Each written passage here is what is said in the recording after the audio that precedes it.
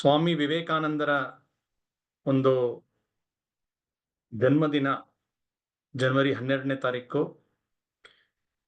ಪ್ರತಿ ವರ್ಷ ಈ ಸಮಯದಲ್ಲಿ ದೇಶದಾದ್ಯಂತ ಅವರ ಜೀವನ, ಅವರ ವಿಚಾರ, ಅವರು ಮಾಡಿದಂಥ ಕೆಲಸಗಳ ಒಂದು ಸ್ಮರಣೆ ನಿರಂತರ ಆಗ್ತಾ ಇರುತ್ತೆ.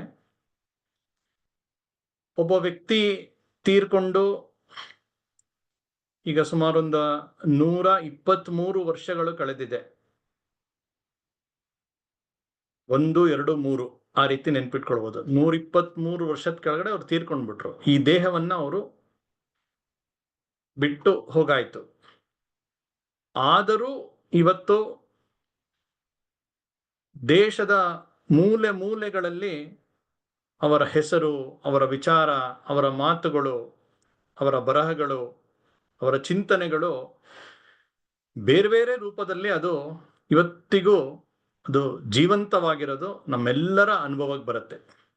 ಯಾವುದೇ ಒಂದು ಶಾಲೆಯಲ್ಲಿ ಮಕ್ಕಳಿಗೆ ಸ್ಪರ್ಧೆ ಮಾಡಿದ್ರೆ ಏನು ಬೇರೆ ಬೇರೆ ವೇಷ ಹಾಕೊಂಡು ಬರ್ತಾರೆ. ಆ ವೇಷದಲ್ಲಿ ಒಬ್ಬ ವಿವೇಕಾನಂದ ಒಂದೆರಡಾರು ಇದ್ದೇ ಇರುತ್ತೆ.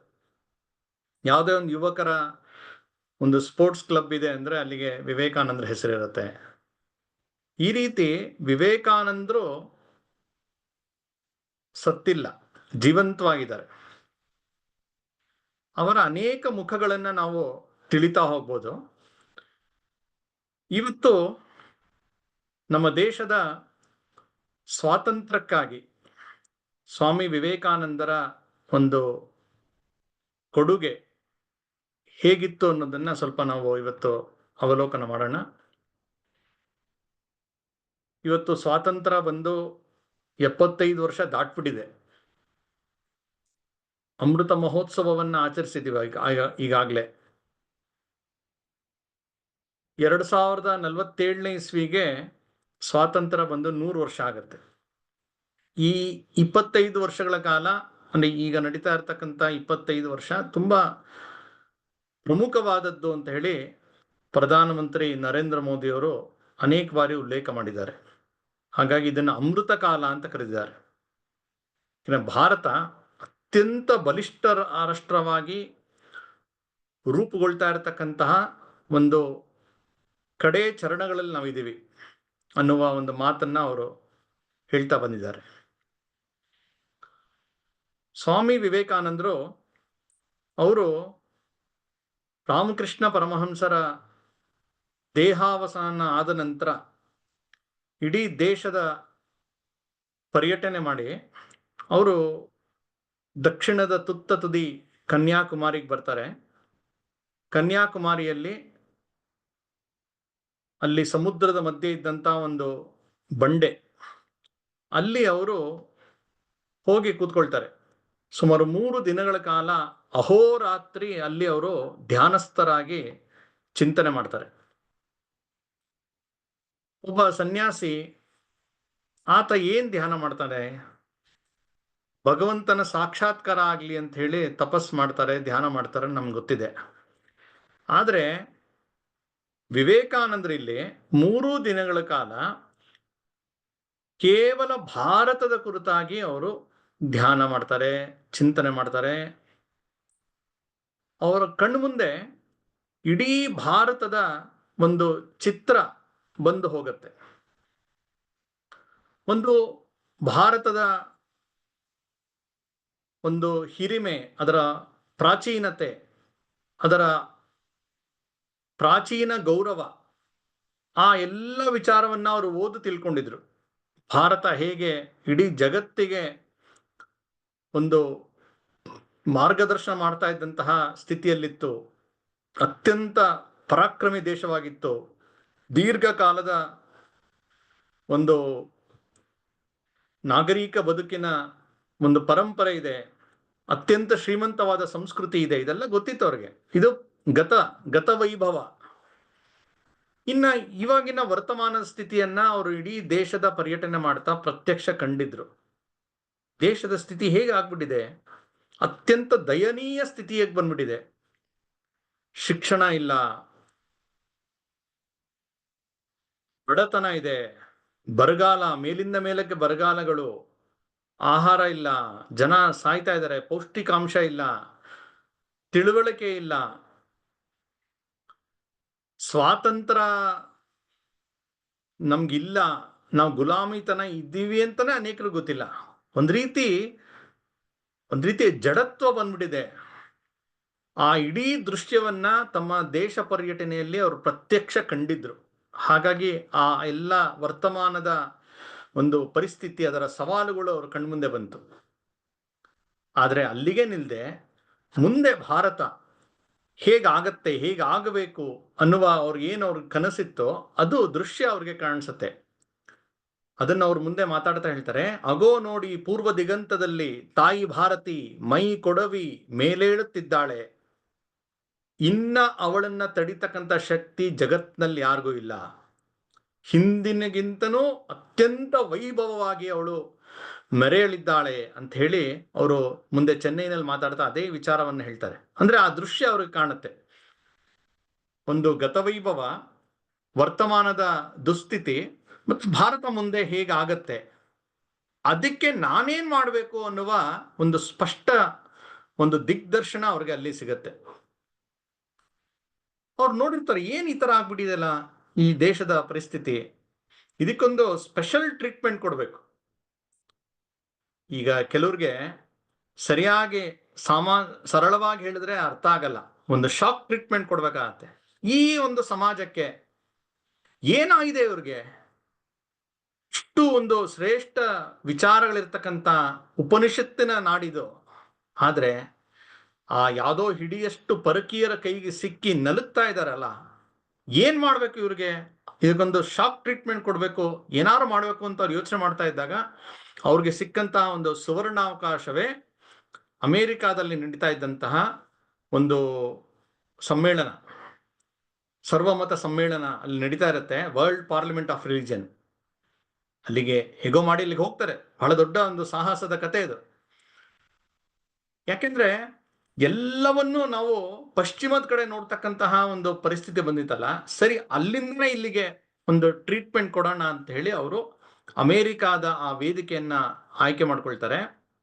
1893 ಇಸ್ವಿ ಶಿಕಾಗೋನಲ್ಲಿ ಆ ವರ್ಲ್ಡ್ ಪಾರ್ಲಿಮೆಂಟ್ ಆಫ್ ರಿಲಿಜಿಯನ್ ಅಲ್ಲಿ ಇವ್ರಿಗೆ ಅವಕಾಶ ಸಿಗುತ್ತೆ. ಅವಕಾಶ ಸಿಕ್ಕಿದ್ದು ಒಂದು ಅದ್ಭುತವಾದಂತ ಕತೆ. ಯಾಕಂದ್ರೆ ಇವ್ರು ಅಲ್ಲಿಗೆ ಹೋಗಿರ್ತಾರೆ, 1-2 ತಿಂಗಳು ಮುಂಚೆನೆ ತಲುಪಿರ್ತಾರೆ, ಜುಲೈನಲ್ಲೇ ಹೋದ್ರೆ ಅಲ್ಲಿ ಆ ವ್ಯವಸ್ಥಾಪಕರನ್ನ ನೋಡಿದಾಗ ಅವ್ರು ಹೇಳ್ತಾರೆ, ನೀವು ಭಾರತದ ಪ್ರತಿನಿಧಿ, ಹಿಂದೂ ಧರ್ಮದ ಪ್ರತಿನಿಧಿ ಅನ್ನಕ್ಕೆ ನಿಮ್ಗೆ ಏನಿದೆ ಸರ್ಟಿಫಿಕೇಟು, ಕ್ರೆಡೆನ್ಷಿಯಲ್ಸ್ ಏನ್ ತಂದಿರಾ ಅಂತ. ಇವ್ರೇನು ತಂದೇ ಇರಲ್ಲ, ಸುಮ್ಮನೆ ಒಂದು ಜೋಳಿಗೆ ಹಾಕೊಂಡು ಹೊರಟೋಗಿರ್ತಾರೆ. ಮತ್ತೆ ಇದಕ್ಕೆ ರಿಜಿಸ್ಟ್ರೇಷನ್ ಎಲ್ಲ ಮುಂಚೆನೆ ಆಗೋಗಿದೆ, ನೀವು ತಡವಾಗಿ ಬಂದಿರಾ. 3ನೇ ಶಾಕ್ ಅಂದ್ರೆ ಇದಕ್ಕೆ ಇನ್ನೂ ಸಮಯ ಇದೆ, ನೀವು ಕಾಯ್ಬೇಕು, ಬಟ್ ಅವಕಾಶ ಕಡಿಮೆ, ನಿಮ್ಗೆ ಸಿಗಲ್ಲ ಅಂತ ಹೇಳ್ತಾರೆ. ಆಗ ವಿವೇಕಾನಂದರ ಹತ್ರ ಇದ್ದಂತ ದುಡ್ಡು ಖಾಲಿ ಆಗ್ತಾ ಇರುತ್ತೆ. ಕಡೆಗೆ ಸರಿ ಅಂತ ತುಂಬಾ ಕಡಿಮೆ ಬೆಲೆ ಇರತಕ್ಕಂತ, ಯಾಕಂದ್ರೆ ಶಿಕಾಗೋ ತುಂಬಾ ಕಾಸ್ಟ್ಲಿಯಸ್ಟ್ ಸಿಟಿ ಅದು. ಹಾಗಾಗಿ ಒಂದು ಚಿಕ್ಕ ಊರಿಗೆ ಹೋಗ್ತಾರೆ, ಬಾಸ್ಟನ್ ನಲ್ಲಿ. ಅಲ್ಲಿ ಜನರ ಹತ್ರ ಎಲ್ಲ ಇವರು ಬಂದು ಇವ್ರನ್ನ ಭೇಟಿ ಮಾಡ್ತಾ ಇರ್ತಾರೆ, ಮಾತಾಡ್ತಾ ಇರ್ತಾರೆ. ಆಗ ಒಬ್ರು ಅಲ್ಲೇ ಹತ್ರದ ಹಾರ್ವರ್ಡ್ ಯೂನಿವರ್ಸಿಟಿಯ ಫಿಲಾಸಫಿಯ ಪ್ರೊಫೆಸರ್ ಅವರು ಇವ್ರನ್ನ ಬಂದು ಭೇಟಿ ಮಾಡಿ ಇವರ ವಿಚಾರವನ್ನ ನೋಡಿ ಹೇಳ್ತಾರೆ, ಸ್ವಾಮೀಜಿ, ನೀವು ಹೇಳ್ತಾ ಇರೋಂತ ಈ ವಿಷಯ ಇದೆಲ್ಲ ಇಲ್ಲಿ ಯಾವುದೋ ಒಂದು ಚಿಕ್ಕ ಊರಿನಲ್ಲಿ 4 ಗೋಡೆ ಮಧ್ಯೆ ಹೇಳೋದಲ್ಲ, ನೀವು ಶಿಕಾಗೋಗೆ ಹೋಗಿ ವರ್ಲ್ಡ್ ಪಾರ್ಲಿಮೆಂಟ್ ಆಫ್ ರಿಲಿಜಿಯನ್ ನಲ್ಲಿ ಹೋಗಿ ಮಾತಾಡಬೇಕು ನೀವು ಅಂತ ಅವರು ಸಲಹೆ ಕೊಡ್ತಾರೆ. ಆಗ ವಿವೇಕಾನಂದರು ಹೇಳ್ತಾರೆ, ನಾನು ಬಂದಿದ್ದೆ ಅದಕ್ಕೆ, ಆದ್ರೆ ನನಗೆ ಯಾವುದೇ ಕ್ರೆಡೆನ್ಷಿಯಲ್ಸ್ ಇಲ್ಲ, ಹಾಗಾಗಿ ನಂಗೆ ಅನುಮತಿ ಸಿಗ್ಲಿಲ್ಲ ಅಂತ ಹೇಳ್ತಾರೆ. ಆಗ ಆ ಪ್ರೊಫೆಸರ್ ಹೆನ್ರಿ ರೈಟ್ ಅವರು ವ್ಯವಸ್ಥಾಪಕರಿಗೆ ಒಂದು ಪತ್ರ ಬರೀತಾರೆ, ಹಿಯರ್ ಇಸ್ ಎ ಮ್ಯಾನ್, ಇಲ್ಲೊಬ್ಬ ಬಂದಿದ್ದಾರೆ, ಅವ್ರನ್ನ ಪರಿಚಯವನ್ನ ಅವ್ರು ಮಾಡ್ಕೊಡ್ತಾರೆ. ವಿವೇಕಾನಂದರ ಪರಿಚಯವನ್ನ ಹೆನ್ರಿ ರೈಟ್ ಆ ಶಿಕಾಗೋ ಸಮ್ಮೇಳನದ ವ್ಯವಸ್ಥಾಪಕರಿಗೆ ಮಾಡ್ಕೊಡ್ತಾರೆ. ಹೇಳ್ತಾರೆ, here is A man who is more learned than all learned professors of America put together ಅಂತ. ಇಡೀ ಅಮೆರಿಕದ ಎಲ್ಲ ಪ್ರೊಫೆಸರ್ಗಳು, ಜ್ಞಾನಿಗಳು, ಚಿಂತಕರು ಎಲ್ಲರನ್ನೂ ತಕಡಿಯ ಒಂದ್ ಕಡೆ ಹಾಕಿದ್ರೆ ಈ ವ್ಯಕ್ತಿ ವಿವೇಕಾನಂದರಿಗೆ ಸರಿ ತೂಗಲ್ಲ ಅವರು ಅಂತ. ಅವ್ರಿಗೆ ತಕ್ಷಣ ಅನುಮತಿ ಸಿಕ್ಬಿಡತ್ತೆ. ಅಲ್ಲಿ ಬರ್ತಾರೆ. ಸೆಪ್ಟೆಂಬರ್ 11ನೇ ತಾರೀಕು ಅಲ್ಲಿ ಇವರ ಒಂದು ಸರದಿ ಬರುತ್ತೆ. ಅಷ್ಟೊತ್ತಿಗಾಗ್ಲೇ ಎಷ್ಟೊಂದು ಜನರ ಭಾಷಣ ಆಗಿರುತ್ತೆ. ಅವರೆಲ್ಲರೂ ಭಾಷಣ ತಯಾರಿ ಮಾಡ್ಕೊಂಡ್ ಬಂದಿರ್ತಾರೆ. ಕೆಲವರು ಓದ್ತಾ ಇರ್ತಾರೆ, ಕೆಲವರು ಮಾತಾಡ್ತಾರೆ. ಇವ್ರು ಏನು ತಯಾರಿ ಮಾಡಿಲ್ಲ. 2 ಸಲ ಇವ್ರನ್ನ ಕರೀತಾರೆ, ಇವರು ತಯಾರಿರಲ್ಲ. ಕಡೆಗೆ ಅವ್ರು ಹೇಳ್ತಾರೆ, ಈಗ ನೀವು ಬರ್ಲಿಲ್ಲ ಅಂದ್ರೆ ನಿಮ್ಗೆ ಚಾನ್ಸೇ ಕೊಡಲ್ಲ ಅಂತ ಹೇಳಿ ಅನೌನ್ಸೇ ಮಾಡ್ಬಿಡ್ತಾರೆ. ನಾವು Swami Vivekananda, Hindu monk of India will address the gathering ಅಂತ. ವಿವೇಕಾನಂದರು ವೇದಿಕೆಗೆ ಬರ್ತಾರೆ. ಸುಮಾರು 6-7 ಸಾವಿರ ಜನ ಕೂತಿದ್ದಾರೆ. ಅಲ್ಲಿ ವಿವೇಕಾನಂದರು ಒಂದು ಕ್ಷಣ ತಾಯಿ ಸರಸ್ವತಿಯನ್ನ ಪ್ರಾರ್ಥನೆ ಮಾಡ್ತಾರೆ. ಇಡೀ ಮೈನಲ್ಲಿ ಒಂದು ರೀತಿಯ ಶಕ್ತಿಯ ಸಂಚಾರ ಆದಂಗೆ ಆಗತ್ತೆ. ತಮ್ಮ ಉದ್ಬೋಧನೆಯನ್ನ ಪ್ರಾರಂಭ ಮಾಡ್ತಾರೆ. ಅವರ ಪ್ರಸಿದ್ಧವಾದ ಮಾತು ನಮ್ಗೆ ಗೊತ್ತಿದೆ, sisters and brothers of America, ಅಮೇರಿಕದ ಸೋದರ ಸೋದರಿಯರೇ ಅಂತ ಹೇಳ್ತಾ ಇದ್ದಂಗೆ 1.5 ನಿಮಿಷ ನಾನ್ ಸ್ಟಾಪ್ ಅವ್ರಿಗೆ ಒವೇಷನ್, ಸ್ಟ್ಯಾಂಡಿಂಗ್ ಒವೇಷನ್ ಸಿಗುತ್ತೆ. ಏನೆಲ್ಲ ಇಷ್ಟು ಖುಷಿಯಾಗ್ಬಿಡ್ತಾರೆ, ಚಪ್ಪಾಳೆ ತಟ್ತಾ ಇದ್ದಾರೆ, ಮೇಜಿಗೆ ಬಡಿತಾ ಇದ್ದಾರೆ, ಅವ್ರು ಹಾಕೊಂಡಂತ ಹ್ಯಾಟ್ ಅನ್ನು ತೆಗೆದು ಫ್ಲೈ ಮಾಡ್ತಾ ಇದ್ದಾರೆ. ಒಂದ್ಸಲಿ ಇಡೀ ಸಭೆ ಒಂದ್ ರೀತಿ ಹಲ್ಚಲ್ ವಿವೇಕಾನಂದರು ಒಂದ್ಸಲಿ ಗಾಬರಿ ಆಯ್ತು, ಏನಾಯ್ತು ಅಂತ. ಆದ್ರೆ ವ್ಯವಸ್ಥಾಪಕರು ಹೇಳ್ತಾರೆ, ತುಂಬಾ ಅವ್ರಿಗೆ ಆನಂದ ಆಗಿದೆ ಅಂತ ಹೇಳಿ 1-1.5 ನಿಮಿಷದ ನಂತರ ಅವ್ರನ್ನ ಸಭೆಯನ್ನ ಶಾಂತ ಮಾಡಿ ಆಮೇಲೆ ಇವ್ರು ಮಾತಾಡ್ತಾರೆ. ಅವ್ರ ಇಡೀ ಭಾಷಣವನ್ನ ನಾವು ನೋಡಿದ್ರೆ 3.5 ನಿಮಿಷ. ಆದ್ರೆ ಆ ದಿನ ಆ ವಿಶ್ವ ವೇದಿಕೆಯಲ್ಲಿ ನಿಂತು ವಿವೇಕಾನಂದರು ಮಾತಾಡಿದಂತ ಆ ಮಾತು, ವಿವೇಕಾನಂದರ ಬಗ್ಗೆ ಇದ್ದಂತ ಗೌರವವೂ ಜಾಸ್ತಿ ಆಯ್ತು. ಆದ್ರೆ ಅದ್ರ ಜೊತೆಗೆ ಇಡೀ ಭಾರತದ ಬಗ್ಗೆ ಇದ್ದಂತಹ ದೃಷ್ಟಿಕೋನವೇ ಇಡೀ ಜಗತ್ನಲ್ಲಿ ಬದಲಾಗೋಯ್ತು. ಅವರಲ್ಲಿ ಹೇಳ್ತಾರೆ, ಅವ್ರಿಗೆ ಇಷ್ಟು ದೊಡ್ಡ ಸ್ಟ್ಯಾಂಡಿಂಗ್ ಓವೇಷನ್ ಕೊಟ್ರೆ ಏನನ್ಬೇಕು? ಥ್ಯಾಂಕ್ ಯು ಅನ್ಬೇಕು, ಧನ್ಯವಾದ ಅನ್ಬೇಕು. ಆದ್ರೆ ವಿವೇಕಾನಂದರು ನಾನು ಯಾರು ಅಂತ ಅಲ್ಲಿ 3 ವಾಕ್ಯಗಳಲ್ಲಿ ಥ್ಯಾಂಕ್ ಯು ಹೇಳ್ತಾರೆ. ಅವ್ರು ಹೇಳ್ತಾರೆ, ಜಗತ್ತಿನ ಅತ್ಯಂತ ಪ್ರಾಚೀನವಾದಂತಹ ಒಂದು ಧರ್ಮ, ಎಲ್ಲ ಮದರ್ ಆಫ್ ಆಲ್ ರಿಲಿಜಿಯನ್ಸ್, ಅದರ ಪರವಾಗಿ ನಿಮಗೆ ನಾನು ಧನ್ಯವಾದ ಹೇಳ್ತಾ ಇದ್ದೀನಿ. ಜಗತ್ತಿನ ಅತ್ಯಂತ ಪ್ರಾಚೀನ ಸಂತ ಪರಂಪರೆ ಅದು ಭಾರತದ್ದು, ಅದರ ಪರವಾಗಿ ನಿಮ್ಮೆಲ್ಲರಿಗೂ ಧನ್ಯವಾದ ಹೇಳ್ತಾ ಇದ್ದೀನಿ. 3ನೇದು ಹೇಳ್ತಾರೆ, ಇಡೀ ಭಾರತದ ಎಲ್ಲ ಜಾತಿ ಮತ ಪಂಥಗಳ ಸೇರಿರ್ತಕ್ಕಂಥ ಸಮಸ್ತ ಕೋಟಿ ಕೋಟಿ ಹಿಂದೂಗಳ ಪರವಾಗಿ ನಾನು ನಿಮಗೆ ಧನ್ಯವಾದ ಹೇಳ್ತಾ ಇದ್ದೀನಿ ಅಂತ.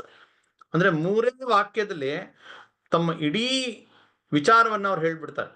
ನಮ್ಮ ಪ್ರಾಚೀನತೆ, ನಮ್ಮ ಮಹಾನತೆ ಮುಂದುವರೆದು ಅವರು ತಮ್ಮ ಒಂದು ವಿಚಾರವನ್ನು ಹೇಳ್ತಾರೆ. ಅಷ್ಟೊತ್ತಿಗಾಗ್ಲೇ ಮಾತಾಡೋದಂಥವ್ರೆಲ್ಲ ಟಾಲರೆನ್ಸ್ ಬಗ್ಗೆ ಮಾತಾಡಿರ್ತಾರೆ. ಅಂದ್ರೆ ನಾವು ಇನ್ನೊಬ್ರನ್ನ ಸಹಿಸ್ಕೋಬೇಕು, ಇನ್ನೊಂದು ಮತದವ್ರನ್ನ ಸಹಿಸ್ಕೋಬೇಕು ಅನ್ನೋದೆಲ್ಲ ತಮ್ಮ ವಿಚಾರವನ್ನು ಹೇಳಿರ್ತಾರೆ. ಇಲ್ಲಿ ವಿವೇಕಾನಂದ ಹೇಳ್ತಾರೆ, ಅದಕ್ಕೂ ಮುಂದೆ ಹೋಗಿ ಭಾರತದಲ್ಲಿ ಯಾವ ರೀತಿ ಚಿಂತನೆ ಮಾಡ್ತೀವಿ ನಾವು ಅಂತ ಹೇಳ್ತಾರೆ. ಆಕಾಶದಿಂದ ಬಿದ್ದಂತ ಆ ಮಳೆಯ ನೀರಿನ ಹನಿ ಎಲ್ಲೆಲ್ಲೋ ಬಿದ್ರು ಕೂಡ ಕಡೆಗೆ ಅಂತಿಮವಾಗಿ ಸಮುದ್ರವನ್ನೇ ಹೇಗೆ ಸೇರುತ್ತೋ ಹಾಗೆ ನಾನು ಚಿಕ್ಕ ವಯಸ್ಸಿನಲ್ಲೇ ಒಂದು ಶ್ಲೋಕವನ್ನು ಕೇಳಿದ್ದೆ. ಅದೇ ರೀತಿ ಯಾವುದೇ ರೀತಿ ನೀವು ಆರಾಧನೆ ಮಾಡಿದ್ರೆ ಅದು ಭಗವಂತನಿಗೆ ತಲುಪತ್ತೆ ಅನ್ನುವ ಚಿಂತನೆ ನಮ್ದು. ಅಷ್ಟೇ ಅಲ್ಲ, ನಾವು ಬರೀ ಟಾಲರೇಟ್ ಮಾಡೋದಲ್ಲ, we believe not just in tolerance but in universal acceptance ಅನ್ನುವ ಮಾತನ್ನು ಹೇಳ್ತಾರೆ. ಹೀಗೆ ಆ ಸೆಪ್ಟೆಂಬರ್ 11ನೇ ತಾರೀಕು 1893ನೇ ಇಸ್ವಿ ಅವ್ರ ಶಿಕಾಗೋ ಭಾಷಣ, ಇವರು ಏನ್ ಮಾಡ್ಬೇಕು ಅಂತ ಹೊರಟಿದ್ರು ಅದರ ಮೊದಲ ಪ್ರಮುಖ ಹೆಜ್ಜೆ ಆಯ್ತು. ಇಡೀ ಜಗತ್ನಲ್ಲಿ ಪ್ರಸಿದ್ಧ ಆಗ್ಬಿಡ್ತಾರೆ. ಭಾರತದಲ್ಲಿ ಕೂಡ ಇವರು ಇಲ್ಲಿದ್ದಾಗ, ಅಂದ್ರೆ ಅಮೆರಿಕಾಗ ಹೋಗಕ್ ಮುಂಚೆ ಇವ್ರಿಗೆ ಯಾರು ಕೇಳೋರೇ ಇರ್ಲಿಲ್ಲ. ಅವರು ಬೆಂಗಳೂರಿಗೂ ಬಂದಿದ್ರು. ಆಗ ದೇಶ ಪರ್ಯಟನೆ ಮಾಡ್ತಾ ಅವರು ರಾಜಸ್ಥಾನ, ಅಲ್ಲಿಂದ ಗುಜರಾತ್, ಅಲ್ಲಿಂದ ಬಾಂಬೆ, ಅಲ್ಲಿಂದ ಪೂನಾದಿಂದ ಬೆಳಗಾಂ ಬರ್ತಾರೆ. ಬೆಳಗಾಮಲ್ಲಿ 10 ದಿವಸ ಇರ್ತಾರೆ. ಅವರಿದ್ದಂತ ಮನೆ ಇವತ್ತು ರಾಮಕೃಷ್ಣ ಆಶ್ರಮ ಮಾಡಿದಾರೆ ಅಲ್ಲಿ. ಅದಾದ್ಮೇಲೆ ಬೆಂಗಳೂರಿಗೆ ಬರ್ತಾರೆ. ಬೆಂಗಳೂರಿನ ರೈಲ್ವೆ ಸ್ಟೇಷನ್ ನಲ್ಲಿ ಇಳಿದು ಅಲ್ಲೇ ಇವತ್ತಿನ ಮೆಜೆಸ್ಟಿಕ್ ಎದುರುಗಡೆ ಅಲ್ಲೇ ಇವತ್ತಿಗೂ ಇದೆ ತುಳಸಿ ತೋಟ ಅಂತ, ಅಲ್ಲೊಂದು ದೇವಸ್ಥಾನ. ಅಲ್ಲಿ ಬಂದು ಅಲ್ಲಿ ಜಗಲಿ ಮೇಲೆ ಮಲಗಿರ್ತಾರೆ. ಅಲ್ಲೇ ಒಂದು ಕೊಳ ಇದೆ, ಆ ಕೊಳದಲ್ಲಿ ಸ್ನಾನ ಮಾಡ್ತಾರೆ, ಅಲ್ಲೇ ಪ್ರಸಾದ ಕೊಡ್ತಾರೆ. ಅದನ್ನ ತಗೊಂಡು ಆ ಜಗಲಿ ಮೇಲೆ ಅನೇಕ ದಿವಸ ಕಳೆದಿರ್ತಾರೆ. ಯಾರೋ ಅವ್ರನ್ನ ಕೇಳೋರೇ ಇರಲ್ಲ. ಅಂದ್ರೆ ಯಾರೋ 4-5 ದಿನ ಬಂದು ಮಾತಾಡಿಸ್ತಾ ಇರ್ತಾರೆ. ಆದ್ರೆ ಯಾವಾಗ ಅಮೇರಿಕಾದಲ್ಲಿ ಅವರು ಮಾತಾಡಿದ್ರು, ಆ ಎಲ್ಲಾ ವಿಚಾರ ಭಾರತದ ಪತ್ರಿಕೆಗಳು ಬರ್ತಾ ಹೋಯ್ತು. ಇವ್ರು ವಾಪಸ್ ಬಂದಾಗ ಇವ್ರಿಗೆ ಅದ್ದೂರಿಯಾದಂತ ಸ್ವಾಗತ ಸಿಗತ್ತೆ. ಅಂದ್ರೆ ವಿವೇಕಾನಂದರಿಗೆ ಬೇಕಾದಂತ ಒಂದು ಮೊದಲ ಹೆಜ್ಜೆ ಆಯ್ತು. ಯಾಕೆಂದ್ರೆ ಇವರು ಪರ್ಯಟನೆ ಮಾಡಿದ್ರಲ್ಲ, ಆ ಪರ್ಯಟನೆ ಮಾಡಿದ್ದೇನು? ಅನೇಕರು ದೇಶ ಪರ್ಯಟನೆ ಮಾಡ್ತಾರೆ. ವಿಶೇಷವಾಗಿ ಸಾಧು ಸಂತರು ಮಾಡಿದಾಗ ಏನ್ ಮಾಡ್ತಾರೆ? ತೀರ್ಥಯಾತ್ರೆಗಳಿಗೆ ಹೋಗಿ ಬರ್ತಾರೆ. ಅಲ್ಲೋಗಿ ಭಗವಂತನ ಒಂದು ಪೂಜೆ ಮಾಡ್ತಾರೆ, ತಮ್ಮ ನಮಸ್ಕಾರವನ್ನು ಮಾಡ್ತಾರೆ, ತಮ್ಮ ಪೂಜೆ ಇತ್ಯಾದಿಗಳು ಮಾಡ್ಬೋದು. ಆದ್ರೆ ಈ ಸಂತ ಇದು ಸಾಮಾನ್ಯ ಸಂತ ಅಲ್ಲ, ಇವರು ಇದು ಸಿಡಿಲಿನ ಸಂತ. ಈ ಸಂತ ಅವರು ತಮ್ಮ ಕೆಲವು ಶಿಷ್ಯಂದ್ರಿಗೆ ಬರೆದಂತ ಪತ್ರಗಳಲ್ಲಿ ಇದನ್ನು ಉಲ್ಲೇಖ ಮಾಡ್ತಾರೆ. ಒಬ್ರು ವಿದೇಶಿ ಶಿಷ್ಯಂದ್ರ ಕ್ರಿಸ್ಟಿನಾ ಅಂತ, ಅವ್ರಿಗೆ ಬರೆದಂತ ಪತ್ರದಲ್ಲಿ ವಿವೇಕಾನಂದ ಹೇಳ್ತಾರೆ, ನಾ ಇಡೀ ದೇಶ ಓಡಾಡಿದಾಗ ಏನ್ ಮಾಡಿದೆ ಅಂತ ಅಲ್ಲಿ ವಿವರಿಸ್ತಾರೆ. ಅವ್ರು ಹೋದಾಗ ಈ ದೇಶದಲ್ಲಿದ್ದಂತ ಎಲ್ಲ ರಾಜರನ್ನ ಭೇಟಿ ಮಾಡಿರ್ತಾರೆ. ರಾಜರು, ಚಿಕ್ಕ ಚಿಕ್ಕ ಪಾಳೆಗಾರರು, ದಿವಾನ್ರು, ವಿದ್ವಾಂಸರು, ಸೇನಾಧಿಪತಿಗಳು, ಸಾಮಾನ್ಯ ಜನರು, ರೈತರು, ಎಲ್ಲರನ್ನೂ ನಾನು ಸಂದರ್ಶನ ಮಾಡಿದೆ ನಾನು ನನ್ನ ಓಡಾಟದಲ್ಲಿ ಅಂತ. ಯಾತಕ್ಕೆ ಅಂತ ಹೇಳಿದ್ರೆ ಅವ್ರು ಹೇಳ್ತಾರೆ, ಈ ದೇಶವನ್ನ ಇಲ್ಲಿ ಬ್ರಿಟಿಷರು ಆಳ್ತಾ ಇದ್ದಾರೆ, ಇವ್ರನ್ನೆಲ್ಲ ಬ್ರಿಟಿಷರನ್ನ ನಾವು ಓಡಿಸ್ಬೇಕು ಅಂತಂದ್ರೆ ಇವರೆಲ್ಲ ಸೇರಿಸಿ ನಾವು ಏನಾದ್ರು ಮಾಡಬೇಕು ಅಂತ ನನ್ನ ಮನಸ್ಸಿನಲ್ಲಿತ್ತು. ಅವ್ರ ಮನಸ್ಸಿನಲ್ಲಿ ನರೇಂದ್ರ ಮಂಡಲ ಅಂತ ಒಂದು ಕಲ್ಪನೆ ಇತ್ತು. ಅಂದ್ರೆ ಎಲ್ಲಾರನ್ನೂ ಸೇರಿಸಿ ಆ ಬ್ರಿಟಿಷನ್ನ ಒದ್ದೋಡಿಸ್ಬೇಕು ಅಂತ. ಸುಮಾರು 656 ರಾಜ ಸಂಸ್ಥಾನಗಳು, ಪಾಳೆಗಾರರ ಒಂದು ಒಂದು ಪಟ್ಟಿ ಇರುತ್ತೆ.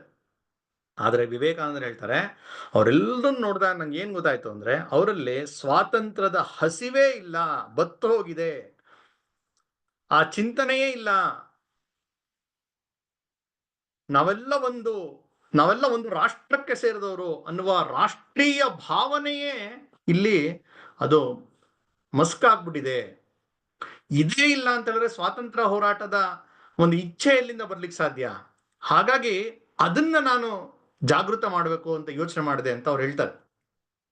ಆ ಎಲ್ಲ ಭೇಟಿಯ ಅನುಭವ ಇವ್ರನ್ನ ಏನಾರು ಮಾಡಿ ಆಗ್ಲೇ ಹೇಳಿದಂತೆ ಒಂದು ಶಾಕ್ ಟ್ರೀಟ್ಮೆಂಟ್ ಕೊಡಬೇಕು ಅಂತ ಹೇಳಿದ್ರೆ ಅವ್ರಿಗೆ ಈ ರೀತಿ ಮಾಡ್ಬೇಕು ಅಂತೇಳಿ ಅವರು ಅಮೆರಿಕಾದಿಂದ ವಾಪಸ್ ಬರ್ತಾರೆ. ಅಷ್ಟೊತ್ತಿಗಾಗ್ಲೇ ಇಡೀ ದೇಶದಲ್ಲಿ ಅವ್ರ ಬಗ್ಗೆ ಒಂದು ವಿಚಾರ ಗೊತ್ತಾಗಿರುತ್ತೆ. ಅವ್ರನ್ನ ನೋಡ್ಬೇಕು ಅಂತ ಕಾಯ್ತಾ ಇರ್ತಾರೆ. ದಕ್ಷಿಣದ ಆಗ ನಮ್ಮ ದೇಶದ ಭಾಗವಾಗಿದ್ದಂತ ಶ್ರೀಲಂಕಾ, ಕೊಲಂಬೋ ಅಂತ ಕರಿತಾ ಇದ್ರು, ಕೊಲಂಬೋ ಇಂದ ಪ್ರಾರಂಭ ಮಾಡಿ ಅವರು ದೇಶದ ಉದ್ದಗಲಕ್ಕೂ ಅವರು ಬಿರುಸಿನ ಪ್ರವಾಸ ಮಾಡ್ತಾರೆ. ಹೋದ ಎಲ್ಲೆಡೆ ಅವರು ಯುವಕರನ್ನ ಭೇಟಿ ಮಾಡ್ತಾರೆ, ಅವ್ರ ಜೊತೆ ಮಾತಾಡ್ತಾರೆ, ಅವ್ರನ್ನ ಬಡಿದೆಬ್ಬಿಸ್ತಕ್ಕಂಥ ಕೆಲಸವನ್ನು ಮಾಡ್ತಾ ಹೋಗ್ತಾರೆ. ಅವ್ರು ಓಡಾಡ್ದಂತ ಏನು ಆ ಭಾಷಣಗಳಿದೆ ಮಾತಾಡಿದ್ದು ಅದೇ ಇವತ್ತು ಪುಸ್ತಕವಾಗಿ ಸಿಗುತ್ತೆ, ಕೊಲಂಬೋ ಇಂದ ಆಲ್ಮೋರಕ್ಕೆ ಅಂತ ಹೇಳಿ. ಅಂದ್ರೆ ಈ ರೀತಿ ಅವರು ಓಡಾಡಿ ಏನ್ ಮಾಡಿದ್ರು ಅಂತ ಹೇಳಿದ್ರೆ ನಮ್ಮ ದೇಶಕ್ಕೆ ಏನು ಆ ಸ್ವಾತಂತ್ರ್ಯ ಹೋರಾಟ ಒಂದು ನಡೀತಿತ್ತು, ಬೇರೆ ಬೇರೆ ಅದು ಬಿಡಿ ಬಿಡಿಯಾಗಿ ನಡೀತಿತ್ತು ಆ ಪ್ರಯತ್ನಗಳು.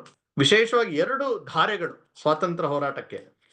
ಒಂದು ಕ್ರಾಂತಿಕಾರಿ ಮಾರ್ಗ, ಶಸ್ತ್ರ ಹಿಡಿದು ಹೋರಾಟ ಮಾಡತಕ್ಕಂತ ಒಂದು ದಾರಿ. ಮತ್ತೊಂದು ದಾರಿ ಅದು ಸತ್ಯಾಗ್ರಹದ ದಾರಿ.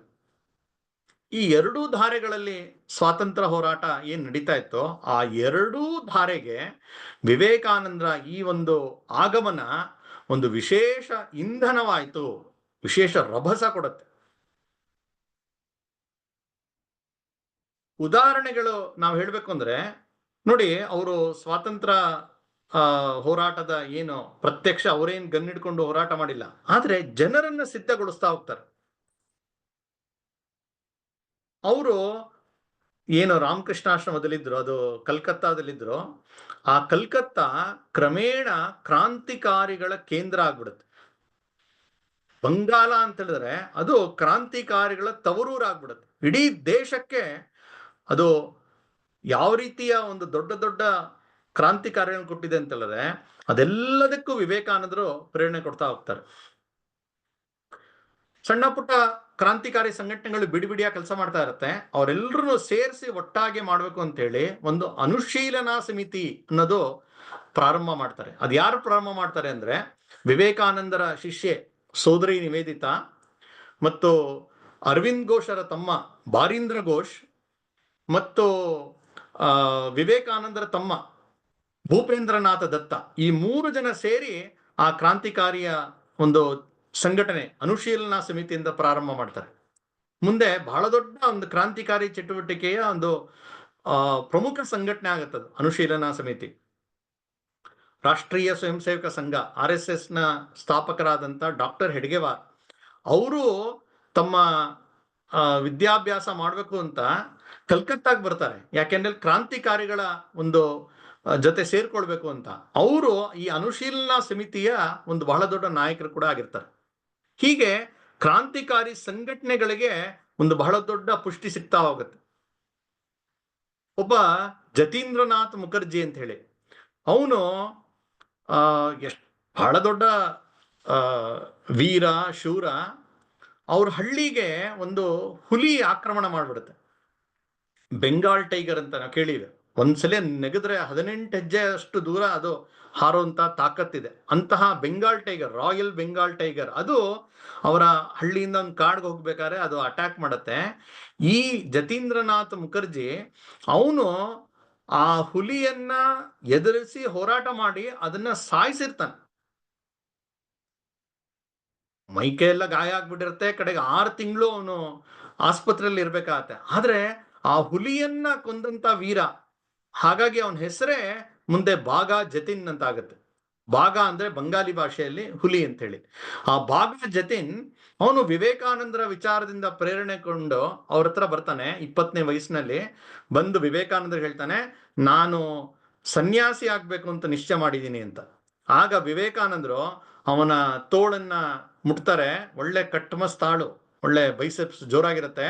ಅವ್ರು ಹೇಳ್ತಾರೆ, ಈ ತೋಳು ಭಾರತ ಮಾತೆಯ ಸೇವೆಗಾಗಿ ಮುಡಿಪಾಗಿಡ್ಲಿ, ನೀ ಸನ್ಯಾಸಿ ಅಲ್ಲ ಕ್ರಾಂತಿಕಾರಿಯಾಗು ಅಂತ ಹೇಳ್ತಾರೆ. ವಿವೇಕಾನಂದರ ಪ್ರೇರಣೆಯಿಂದ ಹೊರಟಂತ ಆ ಯುವಕ ಮುಂದೆ ಬಂಗಾಲದ ಅತ್ಯಂತ ಶ್ರೇಷ್ಠ ಕ್ರಾಂತಿಕಾರಿ ಆಗ್ತಾನೆ. ಒಂದು ದೊಡ್ಡ ಕನ್ನಡದಲ್ಲೇ ಅವ್ರ ಬಗ್ಗೆ ಒಂದು 600 ಪುಟದ ಒಂದು ದೊಡ್ಡ ಪುಸ್ತಕ ಬಂದಿದೆ. ಈ ಬಾಗಾ ಜತಿನ್ನ ಕೇಂದ್ರವಾಗಿ ಇಟ್ಕೊಂಡು ಬಂಗಾಲದ ಕ್ರಾಂತಿಕಾರಿಗಳ ಕಥೆಯನ್ನು ಬರೆದಿದ್ದಾರೆ. ರುದಿರಾಭಿಷೇಕ ಅಂತ ಬಾಬು ಕೃಷ್ಣಮೂರ್ತಿ ಅನ್ನೋರು, ಸುಮಾರು 600 ಪುಟ ಇದೆ. ಅವನು ಅತ್ಯಂತ ದೊಡ್ಡ ಒಂದು ಶಸ್ತ್ರಪಡೆಯನ್ನ ಸೇರಿಸಿ ಹೋರಾಟ ಮಾಡ್ತಾ ಹೋಗ್ತಾನೆ. ಕಡೆಗೆ ಅವನ ಕಡೆಯ ಹೋರಾಟ ಇವತ್ತಿನ ಒರಿಸ್ಸಾ ಭಾಗದಲ್ಲಿ ನಡೆಯುತ್ತೆ. ನಡೆದಾಗ ಆ ಬ್ರಿಟಿಷ್ನ ಒಬ್ಬ ಕಮಿಷನರ್ ಇರ್ತಾನೆ, ಚಾರ್ಲ್ಸ್ ಟೆಗಾರ್ಟ್ ಅಂತ ಹೇಳಿ. ಅವನು ಆ ಹೋರಾಟದ ನೇತೃತ್ವ ಇರುತ್ತೆ. ಅವನು ಆ ಕಡೆ ಹೋರಾಟದಲ್ಲಿ ಇವನ ಬಾಗಾ ಜತಿನ್ನ ಬಲಿದಾನ ಆಗತ್ತೆ. ಬಲಿದಾನ ಆದಾಗ ಅವನು ಬಂದು ಅವನು ತನ್ನ ಹ್ಯಾಟ್ ಅನ್ನ ತೆಗೆದು ಅವನಿಗೆ ತನ್ನ ಗೌರವವನ್ನು ಸಲ್ಲಿಸ್ತಾನೆ. ಅವನು ಹೇಳ್ತಾನೆ, the most selfless political workers in India are from Bengal ಅಂತ ಹೇಳಿ ಅವನು ತನ್ನ ಗೌರವವನ್ನು ಹೇಳಿ ತನ್ನ ಕಲೀಗ್ಸ್ ಹತ್ರ ಮಾತಾಡ್ತಾ ಹೇಳ್ತಾನೆ, ಅಕಸ್ಮಾತ್ ಇವನೇನಾದ್ರು ಇಂಗ್ಲೆಂಡ್ ನಲ್ಲಿ ಹುಟ್ಟಿದ್ರೆ, ಇಂಗ್ಲೆಂಡ್ ನಲ್ಲಿ ಒಂದು ವಿಶೇಷ ಒಂದು ಸರ್ಕಲ್ ಇದೆ, ಅಲ್ಲಿ ನೆಲ್ಸನ್ ಅಂತ ಹೇಳಿ ದೊಡ್ಡ ಹೋರಾಟಗಾರನ ಪ್ರತಿಮೆ ಇದೆ, ಅವನ್ ಪಕ್ಕದಲ್ಲಿ ಇವನ್ ಪ್ರತಿಮೆ ಮಾಡ್ತಾ ಇದ್ವಿ ನಾವು ಅಂತ. ಇಂತಹ ಕ್ರಾಂತಿಕಾರಿ. ಇನ್ನೊಬ್ಬ ಹೇಮಚಂದ್ರ ಘೋಷ್ ಅಂತ ಹೇಳಿ, ಅವನು ಇವತ್ತಿನ ಬಾಂಗ್ಲಾದೇಶ್ ಅಲ್ಲಿ ಢಾಕಾ ಅಲ್ಲಿರ್ತಾನೆ. ಅಲ್ಲಿನೇ ಒಬ್ಬ ಯುವಕ. ವಿವೇಕಾನಂದರು ಅಲ್ಲಿಗೆ ಪ್ರವಾಸ ಮಾಡಿದ್ದಾರೆ. 14 ದಿನಗಳ ಕಾಲ ಅವರು ಅಲ್ಲಿ ಬೇರೆ ಬೇರೆ ಜಾಗದಲ್ಲಿ ಜನರನ್ನ ಭೇಟಿ, ಭಾಷಣಗಳು, ಕಾಲೇಜುಗಳಲ್ಲಿ ಭೇಟಿ ಎಲ್ಲ ಇರುತ್ತೆ. ಇವನು 14 ದಿನ ಅವ್ರ ಜೊತೆ ಇರ್ತಾನೆ. ಇವರಿಂದ ಪ್ರೇರಿತನಾಗಿ ದೊಡ್ಡ ಕ್ರಾಂತಿಕಾರಿ ಆಗ್ತಾನೆ. ಮುಕ್ತಿದಳ ಅನ್ನುವ ಒಂದು ಕ್ರಾಂತಿಕಾರಿ ಸಂಘಟನೆಯನ್ನು ಅಲ್ಲಿ ಸ್ಥಾಪನೆ ಮಾಡ್ತಾನೆ. ಬಹಳ ದೊಡ್ಡ ಹೋರಾಟಗಾರ. ಒಂದ್ಸಲಿ ವಿವೇಕಾನಂದರಿಗೆ ತುಂಬಾ ಆರೋಗ್ಯ ವ್ಯತ್ಯಾಸ ಆಗಿರುತ್ತೆ. ಆ ಸಮಯದಲ್ಲಿ ಮಧ್ಯರಾತ್ರಿ 3 ಗಂಟೆಗೆ ಅವ್ರನ್ನ ಭೇಟಿ ಮಾಡ್ಬೇಕು ಅಂತ ಯಾರೋ ಬರ್ತಾರೆ. ವಿವೇಕಾನಂದರು ರೂಮ್ನಲ್ಲಿ ಮಲಗಿದ್ದಾರೆ, ಹುಷಾರಿಲ್ಲ. ಹೊರಗಡೆ ಸೋದರಿ ನಿವೇದಿತಾ ಇದ್ದಾರೆ. ಆಗ ಮಧ್ಯರಾತ್ರಿ ಆದ್ರಿಂದ ಅವ್ರು ಹೇಳ್ತಾರೆ, ಇಲ್ಲ ಸ್ವಾಮೀಜಿ ತೊಂದರೆ ಆಗುತ್ತೆ, ಹುಷಾರಿಲ್ಲ ಅವ್ರಿಗೆ, ಇಷ್ಟೊತ್ತಿನಲ್ಲಿ ಬಂದ್ರಲ್ಲ ಅಂತ. ಅಷ್ಟೊತ್ತಿಗೆ ವಿವೇಕಾನಂದರಿಗೆ ಎಚ್ಚರ ಆಗಿ ಅವ್ರು ಎದ್ದು ಬರ್ತಾರೆ. ಎದ್ದು ಬಂದು ನಿವೇದಿತಾಗಿ ಹೇಳ್ತಾರೆ, ಕ್ರಾಂತಿಕಾರಿಗಳು ಮಧ್ಯರಾತ್ರಿ ಬರದೆ ಇನ್ನೇನು ಬೆಳಗ್ಗೆ 10 ಗಂಟೆ ಬರಕ್ ಸಾಧ್ಯನಾ ಅಂತ ಹೇಳ್ತಾರೆ. ಆಮೇಲೆ ಅವರು ಸ್ವಾಮೀಜಿಗೆ ಭೇಟಿ ಮಾಡಿ ಒಂದಷ್ಟು ಹಣ್ಣು ಅದೆಲ್ಲ ತಂದಿರ್ತಾರೆ. ವಿವೇಕಾನಂದರಿಗೆ ಕೊಟ್ಟು ನಮಸ್ಕಾರ ಮಾಡಕ್ ಬರ್ತಾರೆ. ವಿವೇಕಾನಂದರು ನೋಡ್ತಾರೆ, ಓ ಹಣ್ಣು ತಂದೀರಾ, ನಾನೇನೋ ಬಾಂಬ್ ತರ್ತೀರಾ ಅಂತ ಅನ್ಕೊಂಡಿದ್ದೆ, ನಂಗೆ ನಿರಾಶೆ ಆಯ್ತು ಅಂತ ಹೇಳ್ತಾರೆ. ಅಂದ್ರೆ ವಿವೇಕಾನಂದರಿಗೆ ಈ ದೇಶವನ್ನ ಮುಕ್ತಿಗೊಳಿಸ್ಬೇಕು, ಅದಕ್ಕೆ ನಮ್ಮ ಯುವಕರನ್ನ ಹೇಗ್ ಸಜ್ಜುಗೊಳಿಸ್ಬೇಕು ಅನ್ನೋದು ಸ್ಪಷ್ಟವಾಗಿತ್ತು.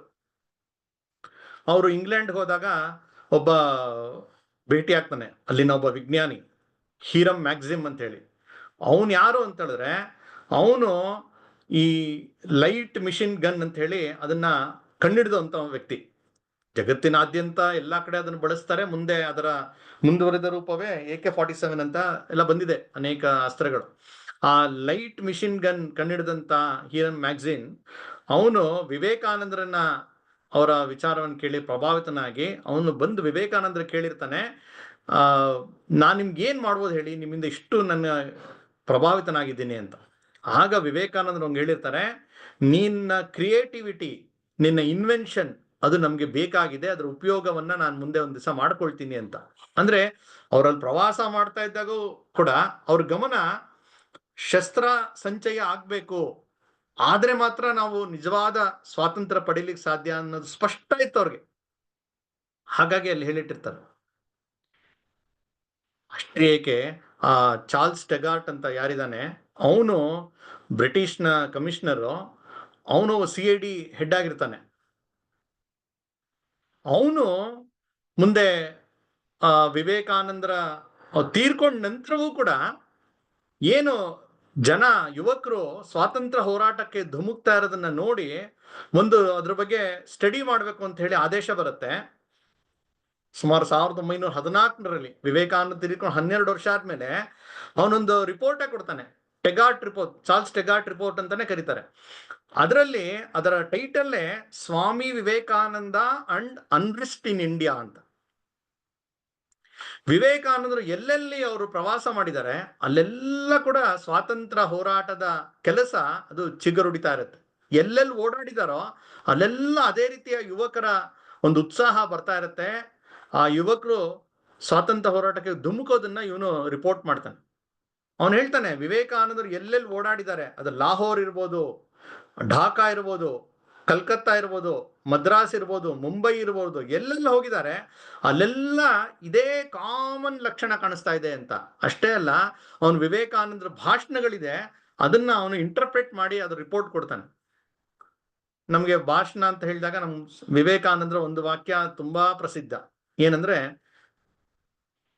ಏಳಿ ಎದ್ದೇಳಿ ಗುರಿ ಮುಟ್ಟುವವರೆಗೂ ನಿಲ್ಲದಿರಿ, ಉತ್ತಿಷ್ಠತ ಜಾಗೃತ ಪ್ರಾಪ್ಯವರಾನ್ ನಿಬೋಧತ, stop not till the goal is reached ಅಂತ, ಅರೈಸ್ ಅವೇಕ್ ಅಂತ.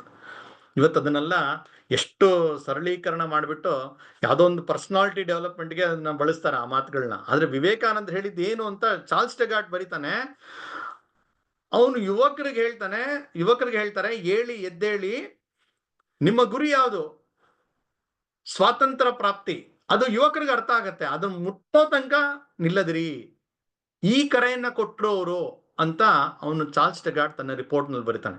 ಅದೇ ರೀತಿ ಮುಂದೆ 18ನೇ ಇಸ್ವಿಯಲ್ಲಿ ಟಿಂಡಾಲ್ ರಿಪೋರ್ಟ್ ಅಂತ ಬರುತ್ತೆ, ರೌಲಟ್ ರಿಪೋರ್ಟ್ ಅಂತ. ಅಂದ್ರೆ ವಿವೇಕಾನಂದ ತೀರ್ಕೊಂಡ ನಂತರ ಕೂಡ ಅನೇಕ ವರ್ಷಗಳು ಈ ರೀತಿ ಬ್ರಿಟಿಷರು ಅಗೆದು ತೆಗೆದಾಗ ವಿವೇಕಾನಂದರ ಆ ಒಂದು ಅಂಶ ಕೆಲಸ ಮಾಡಿದೆ ಅಂತ ಅವರು ರಿಪೋರ್ಟ್ ಮಾಡ್ತಾ ಬರ್ತಾರೆ. ಯಾವುದೇ ಕ್ರಾಂತಿಕಾರಿಗಳನ್ನ ಅವರು ಹಿಡಿದ್ರೆ ಅಲ್ಲಿ ಅವ್ರನ್ನ ಬಂಧನ ಮಾಡಿದ್ರೆ ಅಥವಾ ಅವ್ರ ಮನೆಯನ್ನ ಅವರು ಜಪ್ತಿ ಮಾಡಿದಾಗ ಅಲ್ಲಿ ವಿವೇಕಾನಂದರ ಪುಸ್ತಕ ಸಿಗ್ತಾ ಇರುತ್ತೆ.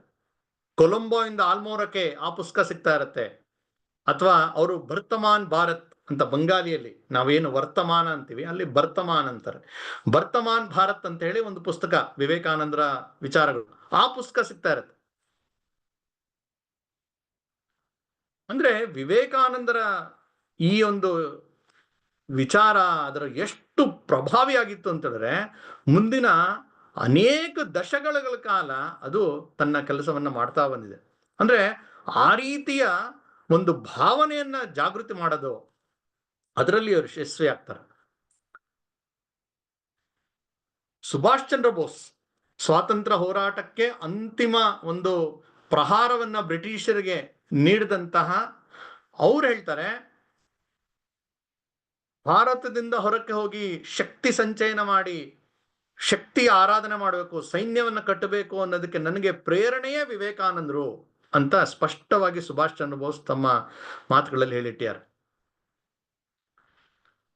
ಅಂದ್ರೆ ಅಷ್ಟೇ ಅಲ್ಲ, ಯಾರು ಸತ್ಯಾಗ್ರಹದ ದಾರಿಯಲ್ಲಿದ್ರೋ ಅವ್ರುಗಳ ನಾವು ಮಾತು ಕೇಳ್ತಾ ಅವರು ಕೂಡ ನಮ್ಗೆ ಇದೇ ಭಾವನೆ ವ್ಯಕ್ತ ಆಗತ್ತೆ.